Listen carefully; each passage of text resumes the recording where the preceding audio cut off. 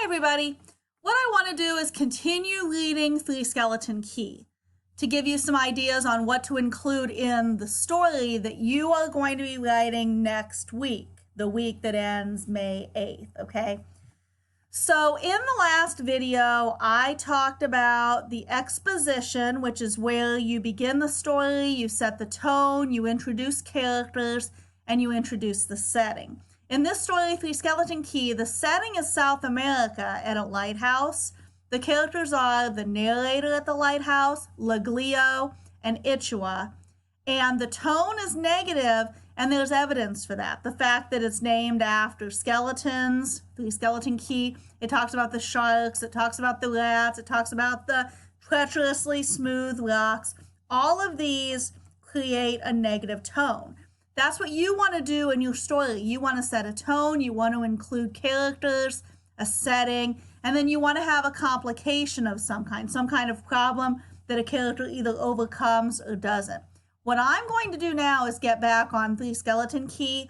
Where we last left off, we realized that the rats had caused the boat to go toward the lighthouse and then back because the people were attacked. It talks about it's not the normal rats, but they're much more fierce. So I'm going to start with line 150 on this page, and you can follow along. The rats. Now we knew why this ship, in perfect condition, was sailing without her crew aboard. They had been driven out by the rats. Not those poor specimens of rats you see ashore, barely reaching the length of 1 foot from their trembling noses to the tip of their skinny tails. Wretched creatures that dodge and hide at the mere sound of a footfall. No, these were ship's rats, huge, wise creatures, born on the sea, sailing all over the world on ships, transferring to other larger ships as they multiply. There is as much difference between the rats of the land and these maritime rats as between a fishing smack, and if you look it says small sailboat, and an armored cruiser. The rats of the sea are fierce, bold animals, large, strong, and intelligent, clannish and sea-wise, able to put the best of mariners to shame with their knowledge of the sea, their uncanny ability to foretell the weather. And they are brave, these rats, and vengeful. If you so much as harm one, his sharp cry will bring hordes of his fellows to swarm over you, tear you, and not cease till your flesh has been stripped from the bones. So you guys can see that in a story you often have an antagonist, and in this one, the rats are that. The ones on this ship, the rats of Holland, are the worst. Superior to other rats of the sea as their brethren are to the land rats. There is a well-known tale about these animals. A Dutch captain, thinking to protect his cargo, brought aboard his ship not cats but 2 terriers, dogs trained in the hunting, fighting, and killing of vicious rats. By the time the ship, sailing from Rotterdam, had passed the Ostend Light, the dogs were gone and never seen again. In 24 hours, they had been overwhelmed, killed, and eaten by the rats. At times when the cargo does not suffice, the rats attack the crew, either driving them from the ship or eating them alive. And studying the Cornelius de Witt, remember that's the boat, I turned sick, for her small boats were all in place. She had not been abandoned. Over her bridge, on her deck, in the rigging, on every visible spot, the ship was a writhing mass, a starving army coming toward us aboard a vessel gone mad. So see, this is where the complication intensifies, because now not only have the rats killed the crew members of the boat, now they're getting closer to the lighthouse. So now the people at the lighthouse, Laglio, Ichua, and the narrator, have to worry about being attacked. Our ship was a small spot on that immense stretch of sea. The ship could have grazed us or passed a port or starboard with its ravening cargo. But no, she came for us at full speed, as if she were leading the regatta at a race, and impaled herself on a sharp point of rock. There was a dull shock as her bottom stove in, that means caved in. Then a horrible crackling as the 3 masts went overboard at once, as if cut down with some blow of some gigantic sickle. A sighing groan came as the water rushed into the ship. Then she split in 2 and sank like a stone. So a little bit of figurative language showing that the ship caved in and it sank. But the rats did not drown, not these fellows. As much at home in the sea as any fish, they formed ranks in the water, heads lifted, tails stretched out, paws paddling. and half of them, those from the forepart of the ship, sprang along the mast and onto the rocks in the instant before she sank. Before we had time even to move, nothing remained of the Freemaster save some pieces of wreckage floating on the surface, and an army of rats covering the rocks left bare by the receding tide. Thousands of heads rose, felt the wind, and we were scented, seen. To them, we were fresh meat, after possible weeks of starving. There came a scream, composed of innumerable screams, sharper than the howl of a saw attacking a bar of iron, and in the one motion, every rat leaped to attack the tower. We barely had time to leap back, close the door leading onto the gallery, descend the stairs, and shut every window tightly. Luckily, the door at the base of the light, which we never could have reached in time, was of bronze set in granite and was tightly closed. Now, this is where there's suspense because the rats are outside the lighthouse and we're wondering if they're going to get in or not. The horrible band in no measurable time had swarmed up and over the tower as if it had been a tree, piled on the embrasures. As I go to the bottom, I see that that's slanted openings, piled on the embrasures of the windows, scraped at the glass with thousands of claws, covered the lighthouse with a furry mantle, and reached the top of the tower, filling the gallery and piling atop the lantern. Their teeth grated as they pressed against the glass of the lantern room, where they could plainly see us, though they could not reach us. A few millimeters of glass, luckily very strong, separated our faces from their gleaming, beady eyes, their sharp claws and teeth. Their odor filled the tower, poisoned our lungs, and rasped our nostrils with a pestilential, nauseating smell. And there we were, sealed alive in our own light, prisoners of a horde of starving rats. That first night, the tension was so great that we could not sleep. Every moment we felt as that some opening had been made, some window given way, and that our horrible besiegers, those are attackers, were pouring through the breach. The rising tide, chasing those of the rats which had stayed on the bare rocks, increased the numbers clinging to the walls, piled on the balcony, so much so that clusters of rats clinging to one another hung from the lantern and the gallery.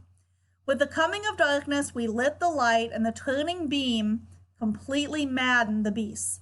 As the light turned, it successively blinded thousands of rats crowded against the glass, while the dark side of the lantern room gleamed with thousands of points of light, burning like the eyes of jungle beasts in the night.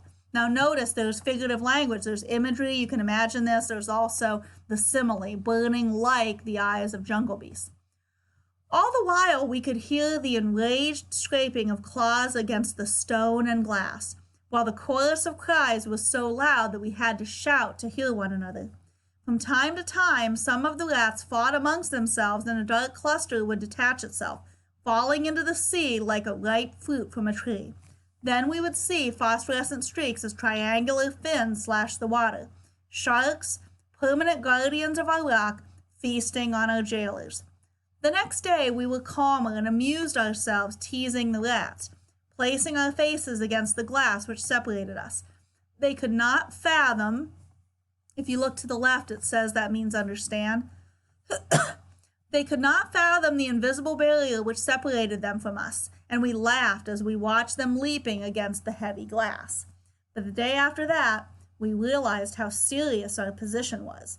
The air was foul. Even the heavy smell of oil within our stronghold could not dominate the fetid odor of the beasts massed around us, and there was no way of admitting fresh air without also admitting the rats. The morning of the fourth day at early dawn, I saw the wooden framework of my window, eaten away from the outside, sagging inwards. I called my comrades, and the three of us fastened a sheet of tin in the opening, sealing it tightly. When we completed the task, Ichua turned to us and said dully, "Well, the supply boat came 13 days ago, and she won't be back for 29. He pointed at the white metal plates sealing the opening through the granite. If that gives way, he shrugged, they can change the name of this place to 6 Skeleton Key. In other words, if they get through, they're saying that they'll be dead as well, just like the skeletons from the convicts at the beginning. The next 6 days and 7 nights, our only distraction was watching the rats whose holes were insecure fall 120 feet into the maws of the sharks, but they were so many that we could not see any diminution, that's lessening, diminution, in their numbers. Thinking to calm ourselves and pass the time, we attempted to count them, but we soon gave up. They moved incessantly, never still. Then we tried identifying them, naming them. One of them, larger than the others, who seemed to lead them in their rushes against the glass separating us, we named Nero, and there were several others whom we had learned to distinguish through various peculiarities. But the thought of our bones joining those of the convicts always were in the back of our minds, and the gloom of our prison fed these thoughts, for the interior of the light was almost and completely dark, as we had to seal every window in the same fashion as mine, and the only space that still admitted daylight was the glassed-in lantern room at the very top of the tower. Then Laglio became morose, that means like really upset, really down, and had nightmares in which he would see the three skeletons dancing around him, gleaming coldly, seeking to grasp him. His maniacal, raving descriptions were so vivid that Ichiwa and I began seeing them also. It was a living nightmare, the raging cries of the rats as they swarmed over the light, mad with hunger, the sickening, strangling odor of their bodies. True, there's a way of signaling from lighthouses, but to reach the mast on which to hang the signal, we would have to go out on the gallery where the rats were. There was only one thing left to do. After debating all of the 9th day, we decided not to light the lantern that night. This is the greatest breach of our service, never committed as long as the tenders of light are alive, for the light is something sacred, warning ships of danger in the night. Either the light gleams a quarter hour after sundown, or no one is left alive to light it. And that's a big deal because their whole job is having the light so that ships can be safe. They decided to extinguish it to save their own lives. Well, that night, the three-skeleton light was dark, and all the men were alive. At the risk of causing ships to crash on our reefs, we left it unlit, for we were worn out, going mad. At 2 a.m, while Ichiwa was dozing in his room, the sheet of metal sealing his window gave way. The chief had just time enough to leap to his feet and cry for help, the rats swarming over him. So you guys, after all of the suspense and all of the details of them wondering what was going to happen, the rats finally got in. Now, you should have something like this in your story. You should have a climax, like an exciting point where if somebody was plotting this in the plot diagram, they could say, okay, this is the most exciting, this is the most tense part. So what I'm going to do is cut off this video, and you should think about, if you're writing a story, what the climax could be. It doesn't have to be life or death, but it has to have some important event or some kind of exciting or tense moment. What I'm going to do in the last video is I'm going to read to the end of this, and I'm going to talk about how there's falling action and then there's a resolution. Okay, so you should start plotting out your own story, what kind of characters you would have, the setting, the tone, that's exposition. You should think about rising action, like the level of detail, the complications, some kind of foreshadowing maybe, like it kind of gave a hint in this that it was going to give way, and then you have a climax, some kind of exciting or tense part. So stay tuned for the next video and let me know if you have any questions. Goodbye.